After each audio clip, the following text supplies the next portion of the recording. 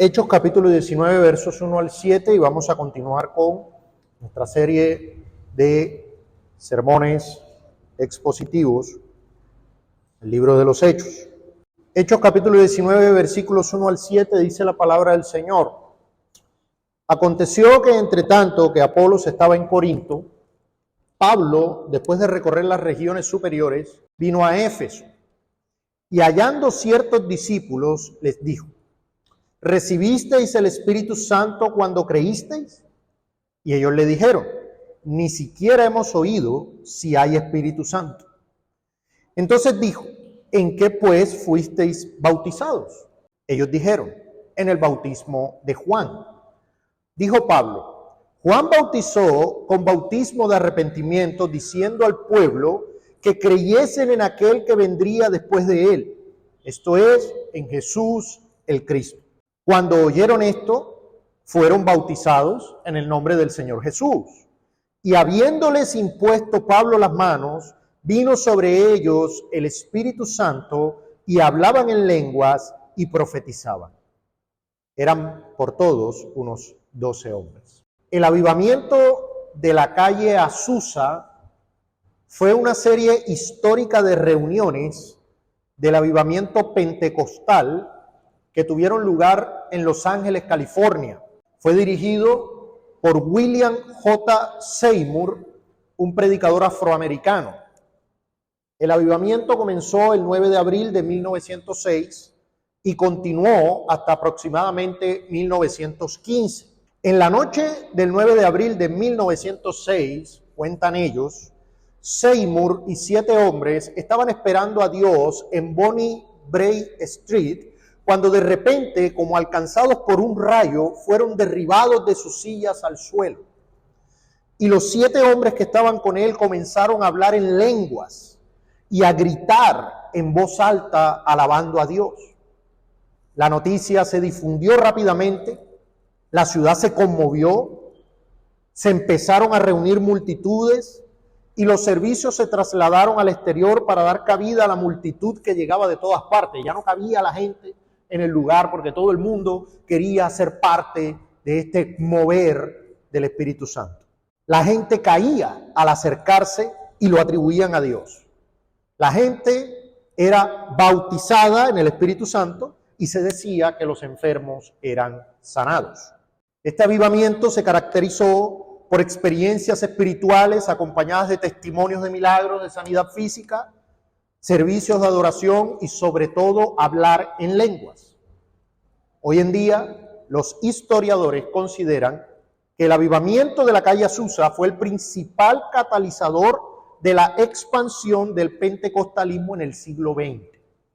O sea, el movimiento pentecostal y carismático hoy como lo conocemos tuvo su inicio aquí, hace más o menos 100 años, a pesar de que muchos afirmen que ese es el cristianismo histórico y que la iglesia toda la vida practicó este tipo de cosas. En realidad esto no tiene sino más o menos 100 años. Ahora, una de las principales doctrinas que enseña el movimiento carismático pentecostal es la doctrina del segundo bautismo del Espíritu Santo.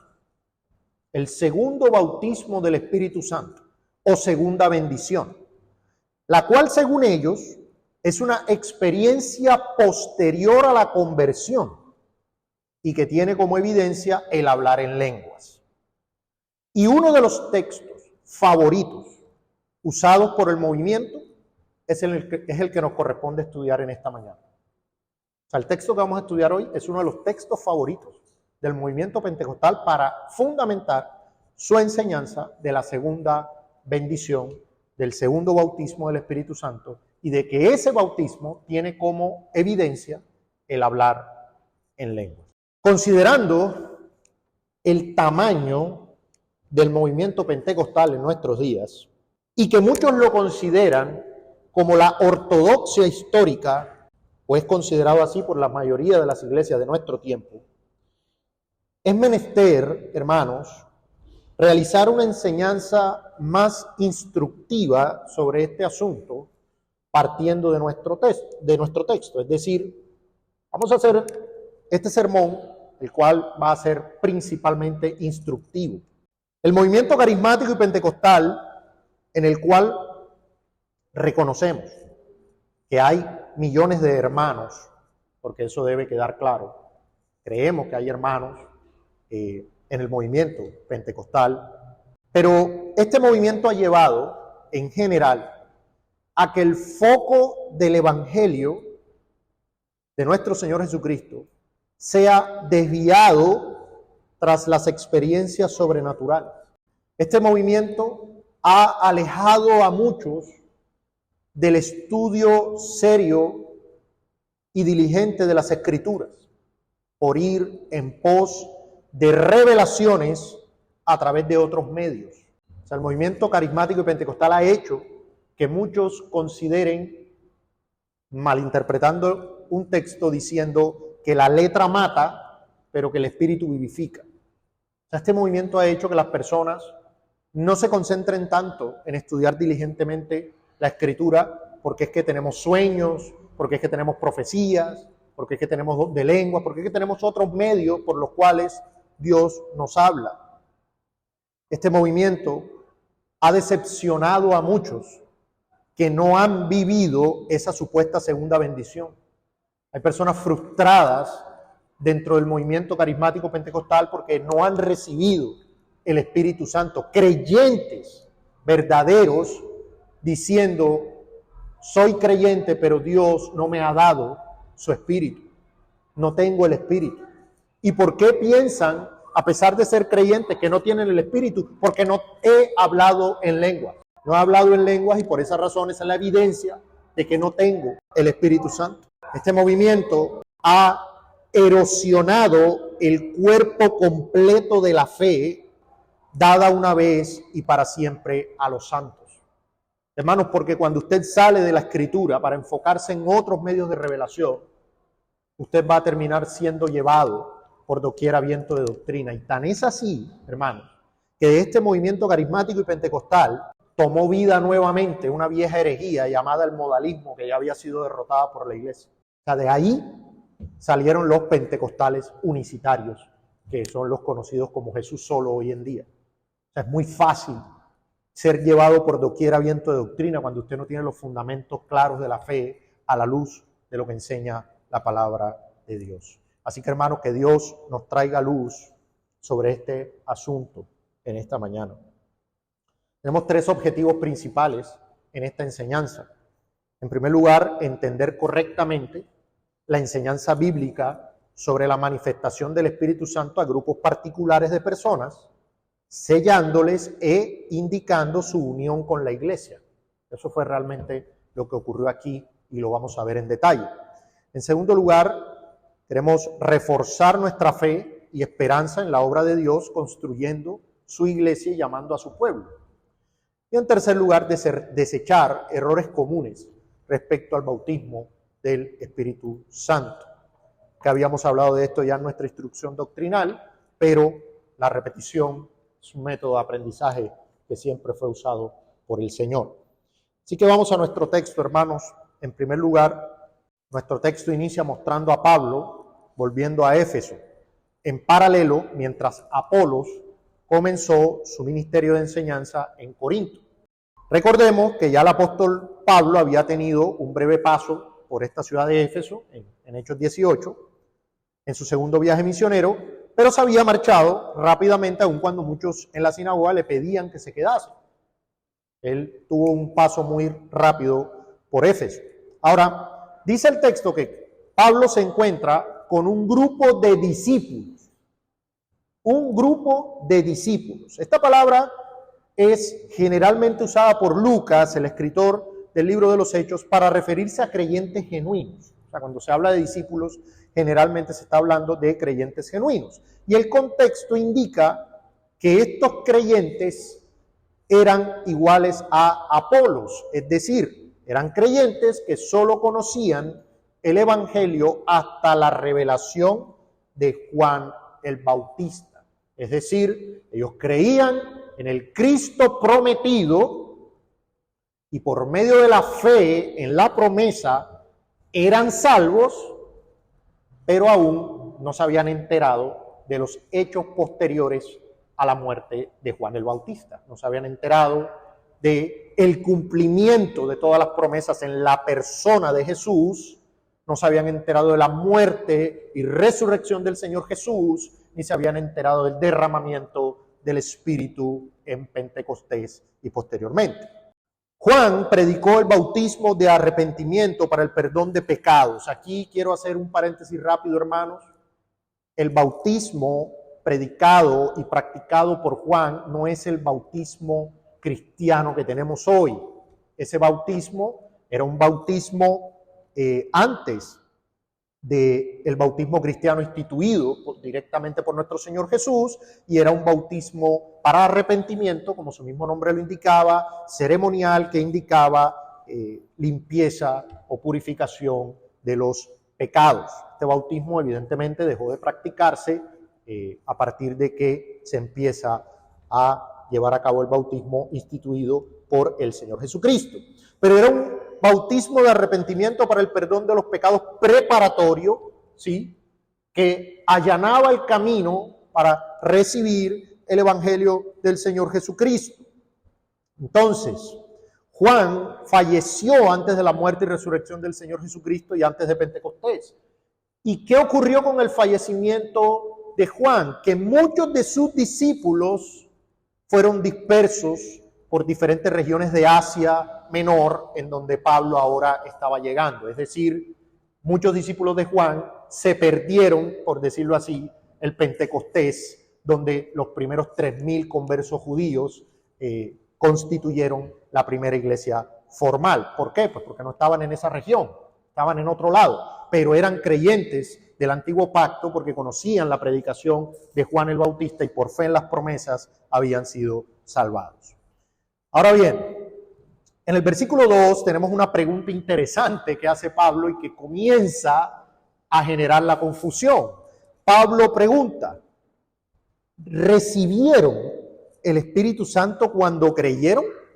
Ahora, quiero que noten con atención que la pregunta no es si fueron bautizados por el Espíritu Santo. La pregunta es si recibieron el Espíritu Santo cuando creyeron. Ahora, ¿a qué se refiere Pablo con esta pregunta? ¿Acaso hay otro bautismo adicional del Espíritu Santo para los creyentes? Porque, a ver, ¿cómo así? Se supone que si creyeron, recibieron el bautismo. ¿Cómo así que si lo recibieron cuando creyeron? Es que puede recibirse el bautismo del Espíritu Santo después de haber creído, o sea, mucho tiempo después, o sea, no simultáneamente al momento de creer. ¿Es eso lo que Pablo está preguntando aquí? ¿Es que puede haber creyentes sin el Espíritu? Hermanos, lo primero que debemos entender y aceptar es que la Escritura enseña de manera clara e inequívoca que hay un solo bautismo del Espíritu Santo y que todos los creyentes reciben ese bautismo al momento de su conversión. Hermano, grábese eso. Hay un solo bautismo del Espíritu Santo. Y ese bautismo le es dado a todos los creyentes en el momento de su conversión. ¿Qué implica esto? Que no existe ningún creyente que no tenga el Espíritu Santo morando y habitando en él. No existe ningún creyente que no tenga el Espíritu Santo. No existe. Vaya conmigo a Romanos capítulo 8. Romanos capítulo 8. Aquí el apóstol Pablo está hablando a la iglesia en Roma, está hablando a los hermanos que se encontraban en Roma.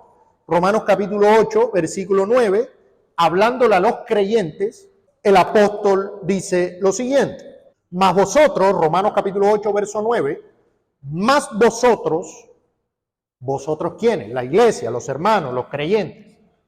Mas vosotros no vivís según la carne, sino según el Espíritu, si es que el Espíritu de Dios mora en vosotros. Y si alguno no tiene el Espíritu de Cristo, ¿qué dice? No es de él.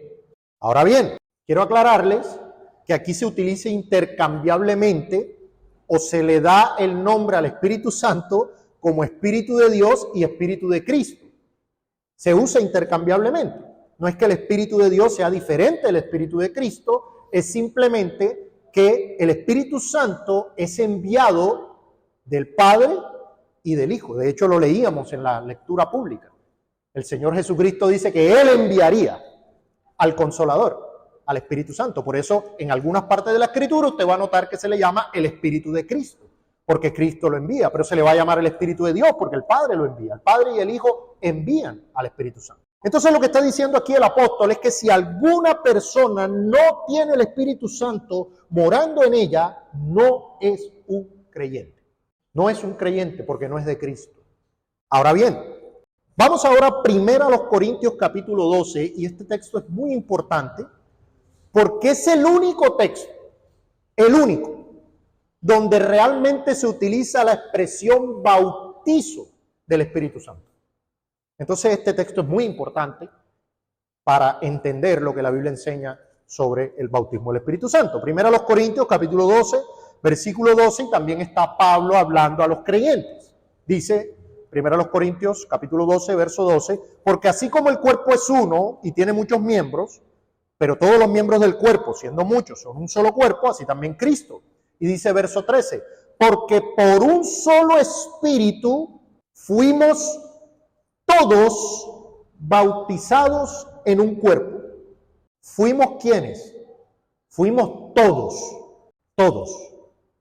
Sean judíos o griegos, sean esclavos o libres. ¿Y a cuántos? Y a todos se nos dio a beber de un mismo espíritu. A todos. O sea, no hay un creyente regenerado, converso, parte de la iglesia de Cristo, que no tenga el Espíritu Santo morando en él, que no haya sido bautizado en ese cuerpo, que no se le haya dado de beber ese Espíritu. Hermanos, todos los creyentes, todos los verdaderos creyentes. Por eso es que Pablo dice, si es que el Espíritu de Dios mora en ustedes. O sea, si eso es así, pues viven según el Espíritu. Pero si no tienen el Espíritu de Cristo, pues no son de Él.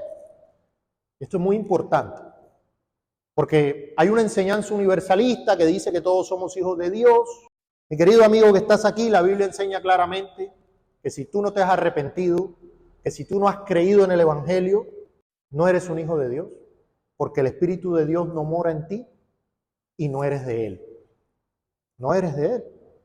A todos los que creen en su nombre, dice el apóstol Juan, les dio potestad de ser hechos hijos de Dios. A los que creen en su nombre. Y estamos hablando de fe salvadora, de un arrepentimiento verdadero, no de una mera confesión verbal. No, es que yo creo en Dios. No, no estamos hablando de eso. Estamos hablando de un arrepentimiento, un reconocimiento de los pecados, de creer verdaderamente en la muerte y resurrección del Señor Jesucristo para mi salvación y de ahora un andar en vida nueva, ¿sí? Que es por su gracia. Entonces, en ese sentido, y según lo que acabamos de ver en Romanos, en Corintios, y hay más de 15 textos que dicen exactamente lo mismo, que todos los creyentes tienen el Espíritu de Dios morando en ellos, la pregunta de Pablo entonces no puede referirse al bautismo del Espíritu Santo.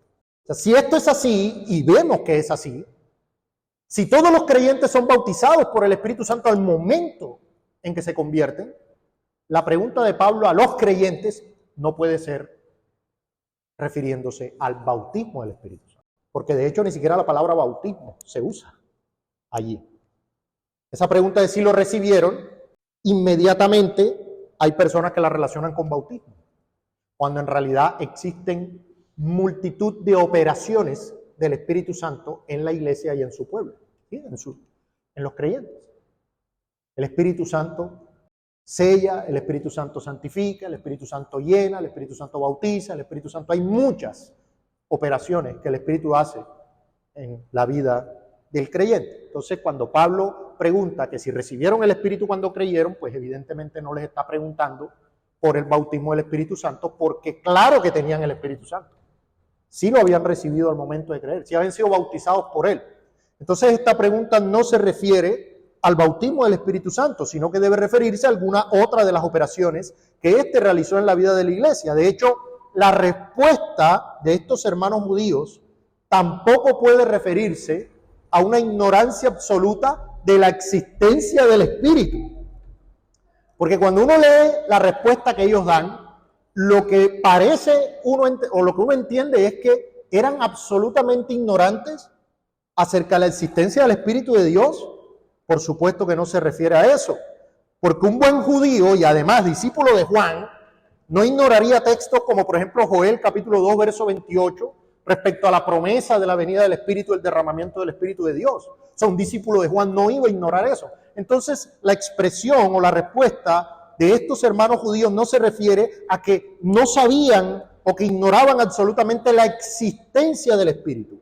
De hecho, en la Biblia de las Américas se menciona que la expresión ni siquiera hemos oído si hay un Espíritu Santo, en el griego puede ser traducida también como ni siquiera hemos oído si el Espíritu Santo ha sido dado. O sea, realmente no es una expresión de desconocimiento de la existencia del Espíritu Santo, sino de si el derramamiento del Espíritu Santo ya había acontecido.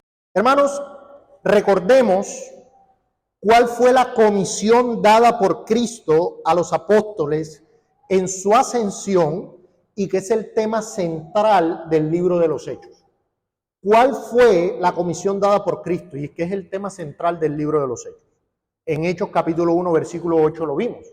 En Hechos capítulo 1, versículo 8, el Señor Jesucristo le dice a ellos: pero recibiréis poder cuando haya venido sobre vosotros el Espíritu Santo y me seréis testigos en Jerusalén, en toda Judea, en Samaria y hasta lo último de la tierra. Hermanos, el derramamiento del Espíritu que vemos en Hechos, con la subsecuente señal visible de hablar en lenguas y profetizar, fue manifestada cada vez que uno de estos grupos era alcanzado por el Evangelio, mostrando así la inserción de ellos a la iglesia del nuevo pacto de manera formal e indicando avances importantes en la extensión del reino de Dios. Hermanos, cuando nosotros hoy vemos la iglesia, uno piensa que la iglesia siempre fue así. Ese es el problema. Pero cuando nosotros vamos a este momento de cambio importante en la historia de la redención, el tema no era tan sencillo. Imagínense un judío devoto diciendo: ¿cómo así que ahora toda mi religión ya no se practica de esa manera? ¿Cómo así que la circuncisión ya no? ¿Cómo así que las leyes ceremoniales ya no? Era un tema que no era como lo vemos hoy. Ustedes recordarán la actitud de los hermanos con Pedro cuando entró y comió con los gentiles. Entonces, estas manifestaciones sobrenaturales de Dios derramando su espíritu y mostrando estas señales visibles tenían un claro propósito e indicaban que ahora, en esta era evangélica, la iglesia estaba compuesta por judíos, gentiles, samaritanos, gente de todas las naciones. Entonces, cada vez que los apóstoles iban cumpliendo una etapa dentro del mandato del Señor, ocurría esta experiencia. De hecho, ocurrió 4 veces. Eso es lo más curioso, ¿no? No, es que eso es para todo el mundo, eso es para todos los tiempos. Ocurrió 4 veces. Ocurrió en Pentecostés con los judíos. Ocurrió en Samaria cuando el evangelio llegó a Samaria. Y ocurrió con Cornelio, que era una muestra de los gentiles. Y ocurrió aquí 4 veces.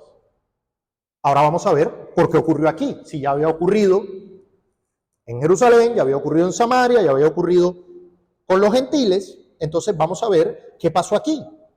Hermanos, el derramamiento del Espíritu Santo experimentado por este grupo de 12 creyentes fue un mini Pentecostés manifestado a causa de una situación inusual, ya que estos eran creyentes en el Mesías prometido que habían quedado atrapados entre los 2 testamentos. O sea, fue un grupo que no estuvo presente en Pentecostés, que no estuvo en Samaria, pero que eran creyentes. Entonces, ¿qué pasaba con ese grupo? ¿Qué pasaba con esas personas creyentes del antiguo pacto? ¿Qué pasaba con ellos que no tenían toda la información completa? ¿No eran parte de la iglesia? ¿Ellos se habían quedado por fuera? Por supuesto que no. Entonces, estos fueron creyentes que no estuvieron presentes en el evangelismo en Jerusalén, en el evangelismo en Samaria, en el evangelismo de los gentiles. Entonces, con este derramamiento del Espíritu sobre ellos y sus señales de hablar en lenguas y profetizar, Dios estaba reuniendo a estos creyentes atípicos también como parte de su pueblo, de su iglesia, en la era evangélica. No, esos no se quedaron por fuera, estos también hacen parte. ¿Saben qué es lo que estaba haciendo el Señor aquí? Lo que dice en Efesios capítulo 1, verso 9.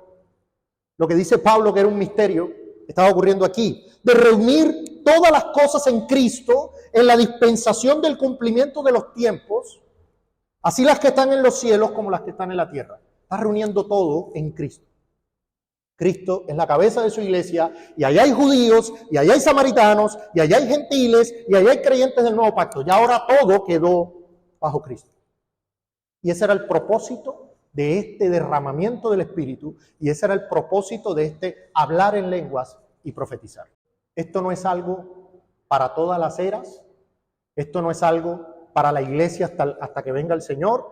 Esto fue algo histórico, momentáneo, temporal, y que tenía un propósito claro.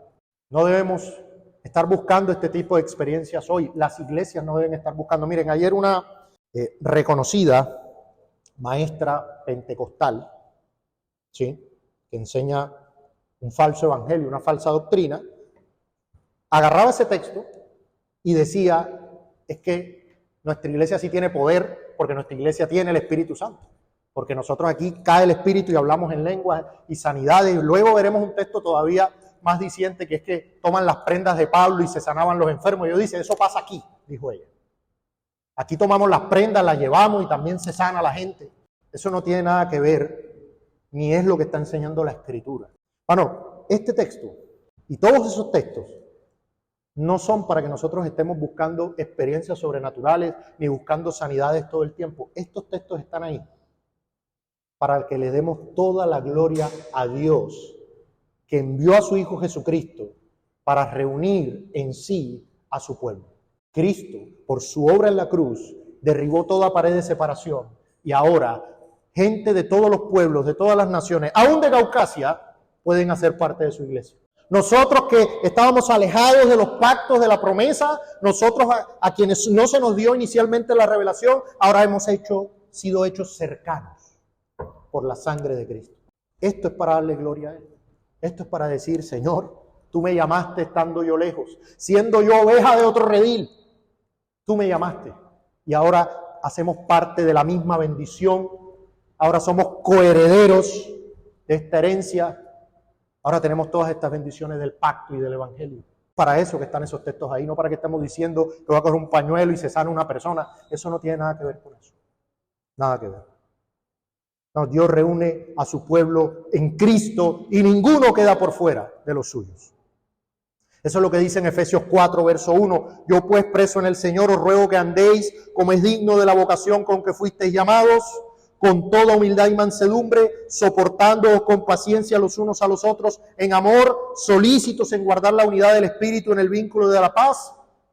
Y todo ese poco de imperativos para la iglesia, ¿en virtud de qué? En virtud, verso 4, un cuerpo y un espíritu, como fuisteis también llamados, en una misma esperanza de vuestra vocación. Un Señor, una fe, un bautismo, un Dios y Padre de todos, el cual es sobre todos y por todos y en todos. Es para eso.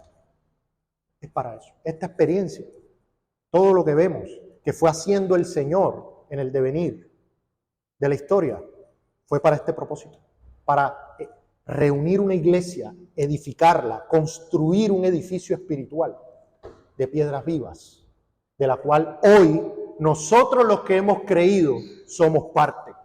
Hermanos, si tan solo pudiésemos reflexionar un minuto en lo que esto significa, le daríamos otro valor a la iglesia del Señor. Le daríamos otro valor a la iglesia del Señor. A veces vemos la iglesia como algo, como un daño colateral en nuestro proyecto de vida, cuando en realidad el propósito desde la eternidad del Señor fue reunir a su pueblo en Cristo para su propia gloria. Para su propia gloria. Bueno, todos los creyentes hemos sido reunidos por Dios como un pueblo en su iglesia por el Espíritu Santo que nos fue dado, hermano. No hay nadie ahí que haga parte de la iglesia del Señor, de la iglesia universal, de esa iglesia verdadera que solo Él conoce. No hay nadie ahí que no tenga el Espíritu Santo. Es por el bautismo del Espíritu Santo que hemos sido unidos a esa iglesia. Fuimos bautizados en un cuerpo, dice el texto. Hermano, no debía quedar duda que los creyentes judíos del antiguo pacto, ese grupo incierto que no estuvo presente en el momento de Pentecostés, también, al igual que los demás, hacían parte de la iglesia por medio de la fe en Jesús, complementando con la ordenanza del bautismo, porque el texto dice que cuando ellos creen, ¿qué hacen? Pues cuando creen no, cuando entienden el resto del evangelio, ¿qué hacen? Se bautizan en agua. Dice que se bautizan en el nombre del Señor Jesús. Y les aclaro para que no quede duda, ese bautismo fue en el nombre del Padre, del Hijo y del Espíritu Santo. Que nadie venga a confundirlo. Mira, se bautizó en el nombre de Jesús. Eso no se refiere a la fórmula bautismal. Eso se refiere a la autoridad de Jesucristo.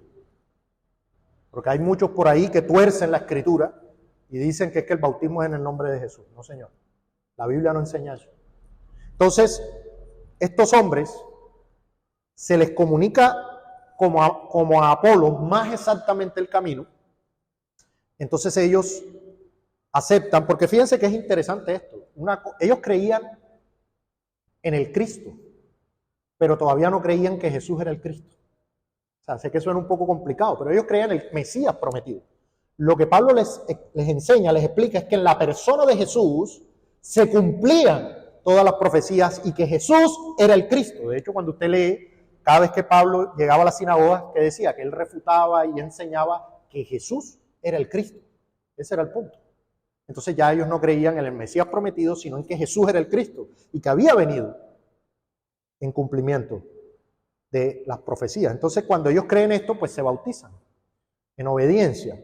Y cuando se bautizan, se habla de una imposición de manos. Hermano, no le busque misticismo al asunto. Esta imposición de manos era un tema de que era un tema más que todo de autoridad. O sea, el apóstol Pablo era el apóstol que estaba enseñándole sobre este asunto, les impone las manos y reciben o es derramado el Espíritu Santo sobre ellos con hablar en lenguas y profetizar, indicando que ellos también hacían parte de la iglesia del Señor, de la iglesia formal. Entonces, permítame citar al pastor Peter Masters en su libro Solo un bautismo del Espíritu Santo. Ese libro está en la biblioteca para quienes quieran profundizar en este asunto. Permítame, hago una cita del libro. Cada Pentecostés en miniatura tenía un mensaje importante. El derramamiento sobre los conversos samaritanos fue importante porque transmitió un mensaje vital tanto a los cristianos judíos como a los conversos samaritanos. A través de este suceso se mandó a los creyentes judíos a aceptar a los samaritanos como verdaderos cristianos, igual que ellos y completamente insertados e incluidos en la iglesia. Ustedes recordarán que los judíos con los samaritanos no se gustaban y este mini Pentecostés samaritano lo que hacía era, mire, ellos hacen parte del mismo cuerpo, hacen parte de la misma iglesia, tienen que aceptarlos. El derramamiento del Espíritu en la casa de Cornelio transmitió a los cristianos judíos que los gentiles eran aceptados en la iglesia. ¿Ustedes se acuerdan qué pensaban los judíos de los gentiles? Ni entres a comer ahí. Ah, no, mire, son sus hermanos. Son sus hermanos. Hacen parte de la iglesia, de ese mismo cuerpo. Se derriba la pared de separación. Ahora es una sola iglesia, con Cristo Jesús como cabeza. Fin de la cita. Pablo hizo con este grupo de hermanos lo que hicieron Priscila y Aquila con Apolo. La diferencia es que aquí Dios manifestó a través del derramamiento del Espíritu que este tipo de hermanos también eran parte de la iglesia. Mire, este es un grupo de hermanos irrepetibles. O sea, ya no hay nadie hoy pues que esté metido ahí en esa, ¿sí? Entre los testamentos, por decirlo así. Bueno, como creyentes ya estamos completos en Cristo. No tenemos necesidad de buscar un segundo bautismo del Espíritu, hermano. Eso es una carga para muchos, porque son hermanos, hay hermanos sinceros que quieren agradar al Señor, que quieren vivir conforme a su voluntad, pero piensan que no tienen el poder para hacerlo porque no tienen el Espíritu. ¿Y por qué dices que no tienen el Espíritu? Porque no ha hablado en lenguas, torciendo completamente el texto. Hermanos, no tenemos necesidad de buscar un segundo bautismo del Espíritu, ni ningún tipo de don sobrenatural, ya que estos han cesado. No que voy a buscar las lenguas, voy a buscar las profecías. No, ya esto cesó. Hoy tenemos la palabra profética más segura. Y eso lo dijo el apóstol Pedro después de haber contemplado la transfiguración. Yo dudo que ningún ser humano haya visto una gloria como esa. Pero luego de ver eso, el apóstol Pedro dice, tenemos la palabra profética más segura, a la cual hacemos bien en estar atentos. Ahora bien, hermanos, entonces, bueno, ya tengo el Espíritu y ya, eso es todo lo que necesito. Hermanos, sí, todo lo que necesitamos es el Espíritu Santo, pero lo que sí nos llama la Escritura y nos manda es a buscar la llenura del Espíritu Santo, que es algo distinto.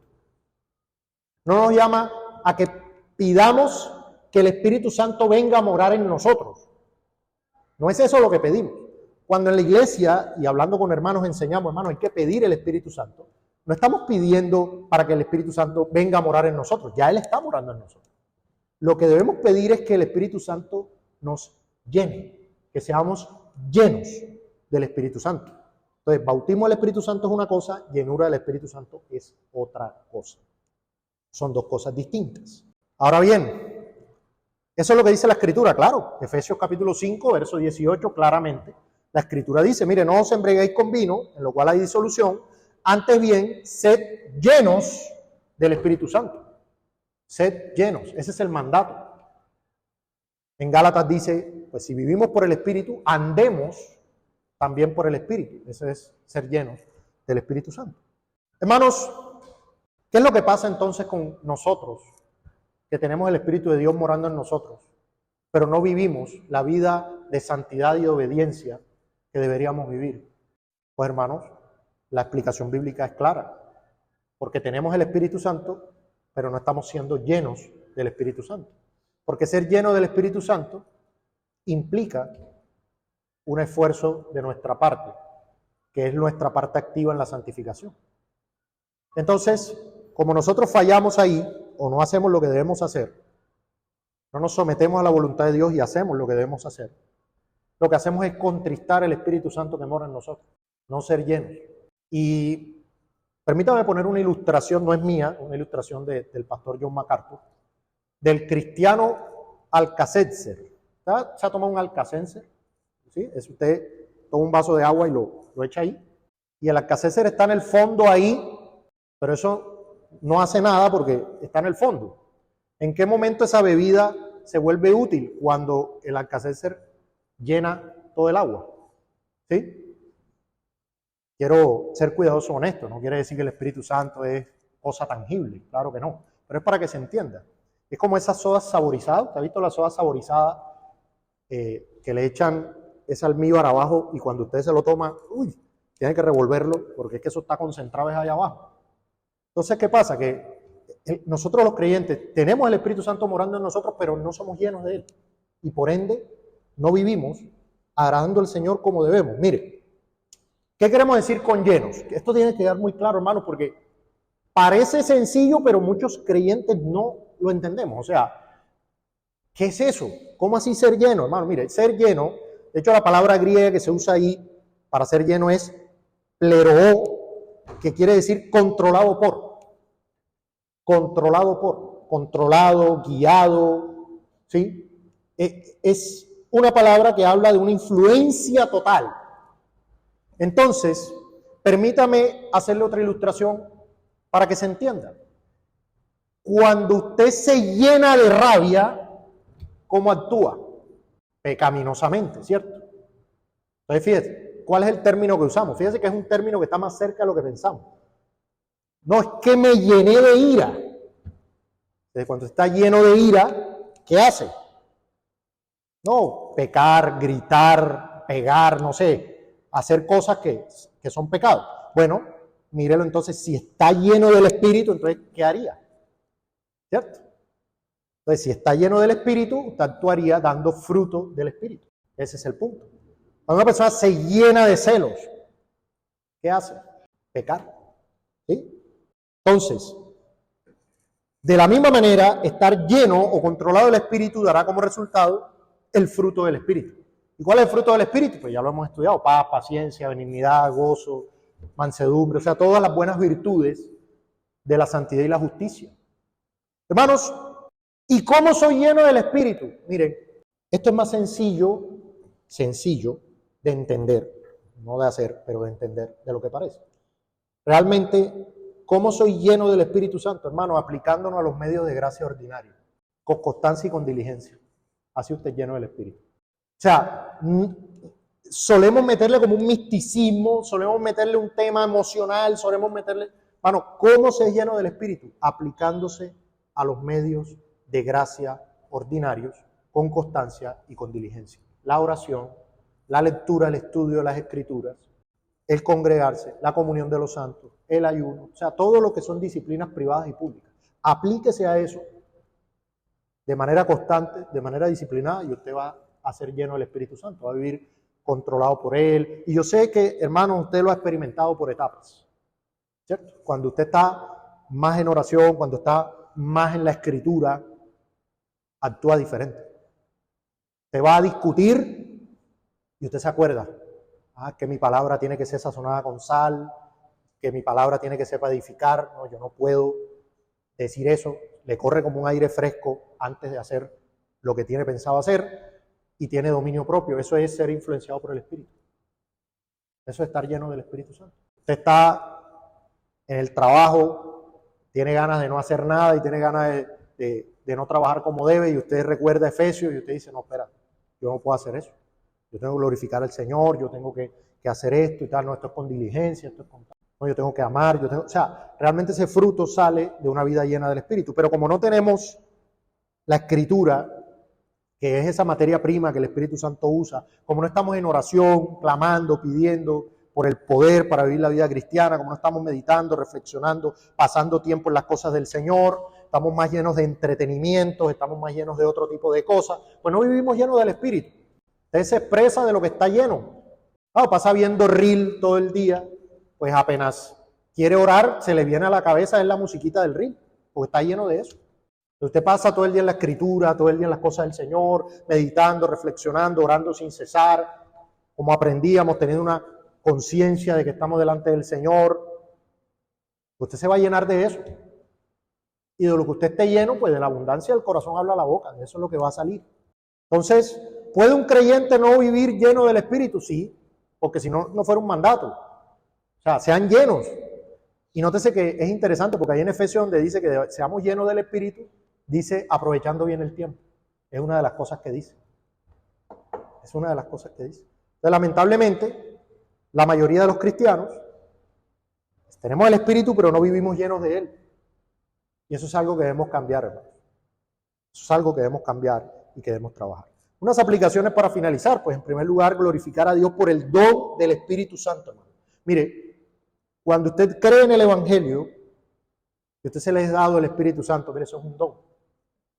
Pedro le dice así, mira, arrepentidos y convertidos, ¿sí? Bautícese y recibiréis el don del Espíritu Santo. ¿Usted sabe la bendición de tener el Espíritu Santo? Es el Espíritu Santo en su vida el que permite que ya usted no sea esclavo del pecado. Si usted puede tener obediencia alguna, fruto alguno, es por la obra del Espíritu Santo. Si usted está aquí es por la obra del Espíritu Santo. Estoy hablándole a hermanos. Si usted no ha apostatado de la fe, no se ha ido miserablemente a arrastrarse en su inmundicia, es por el Espíritu Santo que mora en usted, que no lo deja ir. Es una bendición, hermano. Que usted no deseche totalmente los medios de gracia, que usted tenga esa inquietud en su ser, no mira la Escritura, la oración, no te puedes ir, tienes que hacer el Espíritu Santo. Toda buena obra que usted tenga en su vida, si usted amó a su esposa, si usted crió bien a sus hijos, si usted compartió el Evangelio, si usted habló con denuedo, es por el Espíritu Santo que mora en usted. Y debemos glorificar y dar gracias a Dios por ese don que tenemos. Porque hemos sido participantes de la naturaleza divina, el Espíritu Santo mora en nosotros. Y deberíamos pensarlo 2 veces antes de contristarle, porque es un pecado muy serio, muy grave. Debemos estar gozosos de que hayamos sido bendecidos con toda bendición espiritual en los lugares celestiales en Cristo. No necesitamos una segunda bendición, no necesitamos un segundo bautismo, no, lo que necesitamos es ser llenos del Espíritu. Ser llenos del Espíritu. Debemos desechar toda enseñanza que diga que el creyente debe buscar el bautismo del Espíritu. Todo eso debe ser desechado. Lo que no tenemos el espíritu, que hay que buscar el espíritu, que hay que buscar las lenguas, que hay que buscar, todo eso hay que desecharlo. Porque eso es lo que hace que no nos enfoquemos y concentremos en lo que sí debemos hacer. Claro, hermano, usted está ahora esperando ese poder sobrenatural del Espíritu que le quite el pecado de golpe. Eso no funciona así. Usted debe ser lleno del Espíritu Santo y la santificación es progresiva. Pero usted sí va viendo, y quiero ser enfático en esto, porque nosotros nos vamos al otro extremo. Hermanos, necesitamos el poder del Espíritu Santo llenando nuestras vidas para vivir en santidad. Y lo necesitamos urgente y abundantemente. Eso es una realidad, hermano. Necesitamos pedir, clamar mucho más por eso, porque esa vida sin gozo, esa vida lúgubre del cristiano que no puede obedecer, hermano, la santificación dada por el Espíritu Santo es una santificación tangible, palpable, observable. Es algo real. Es algo que uno dice, wow, mira el Señor en su gracia, por su poder maravilloso. Mira cómo me está ayudando. Esa vida de derrota, esa vida de cobardía, eso no tiene nada que ver con la llenura del Espíritu Santo. Y nosotros nos vamos al otro extremo, porque pensamos que la llenura del Espíritu, hablar de la gloria, el poder del Espíritu Santo obrando en nuestras vidas, eso es algo carismático, eso es algo pentecostal. No, hermano. Necesitamos la llenura del Espíritu Santo en nuestras vidas. Necesitamos su poder obrando en nosotros. Urgentemente, hermano. Y debemos pedir, clamar, orar por eso. Solo que lo vamos a hacer de manera correcta, no. Dame el Espíritu Santo para que venga a morar en mí, no. Pero vamos a pedirlo para que nos llene, para que en su poder nos permita vivir una vida de santidad, una vida de justicia, una vida en el camino que agrada al Señor, una vida haciendo su voluntad. Necesitamos estar constantemente pidiendo y clamando por eso. Pero cuando usted contrista al Espíritu Santo, usted vive, como oraba el hermano, cuando uno vive quebrantando la ley de Dios a sabiendas, echado de cabeza, usted está contristando al Espíritu Santo. Entonces usted está viviendo es en la concupiscencia, está viviendo es en la carne, está viviendo así. Por eso es que cuando la palabra es predicada o medita en el Evangelio ya ni le hace, usted está vacunado. Pero si usted está lleno del Espíritu Santo, influenciado por el Espíritu Santo, ahí es donde usted va a la Escritura y la más sencilla de las verdades de la Escritura le agua a los ojos. Porque el Espíritu Santo que está en usted le permite comprender un atisbo de eso que está ahí. Por eso era que Pablo oraba. Yo oro al Señor para que abra cada vez más los ojos de su entendimiento, les dé sabiduría, les dé inteligencia espiritual. ¿Y quién obra todo eso? El Espíritu Santo. El Espíritu Santo. ¿Cómo puedo yo comprender más mi Biblia? El Espíritu Santo. ¿Cómo puedo yo andar en santidad, en obediencia? El Espíritu Santo. ¿Cómo puedo yo matar el pecado que mora en mí? El Espíritu Santo. O sea, la obra del Espíritu Santo es clave en la vida del creyente. Entonces nosotros no podemos, no, que el pentecostalismo, el carismatismo enseñó mal la doctrina del Espíritu Santo, entonces ya nada que ver con eso. No, tenemos que volver a la Escritura. Ahora bien, el no creyente, para aquellos que no han creído, ustedes no tienen nada que ver con el Espíritu Santo. No tienen ni parte ni suerte en ese asunto. El Espíritu de Dios no mora en ustedes. Ustedes no son de Cristo. No, pero es que, ¿ustedes cómo pueden decir eso? Eso lo dice la Escritura. El que no tiene el Espíritu de Cristo no es de Él. ¿Y cómo se obtiene ese don? Por el arrepentimiento y la fe. Yo debo reconocer mis pecados delante del Señor. Debo reconocer que he vivido para mí mismo, para mis intereses egoístas, que he vivido toda mi vida ofendiéndolo a Él, quebrantando su ley, sus mandamientos, en mentiras, en borracheras, en iras, en todos estos pecados que el Señor aborrece, y debo venir delante de Él, confesar mis pecados, arrepentirme y creer en que Jesucristo en la cruz del Calvario pagó por mis pecados y que soy salvo por su vida, por su muerte, por su resurrección. Si yo creo en el Señor Jesucristo, recibiré un nuevo corazón, recibiré el don del Espíritu Santo. Pero mientras no tengas el Espíritu Santo, no eres de Dios, no eres un hijo de Dios, y la condenación es lo que te espera, porque la ira de Dios y la maldición de la ley están sobre ti. Hermanos, que Dios nos ayude a poder vivir como pueblo de Dios una vida llena del Espíritu Santo.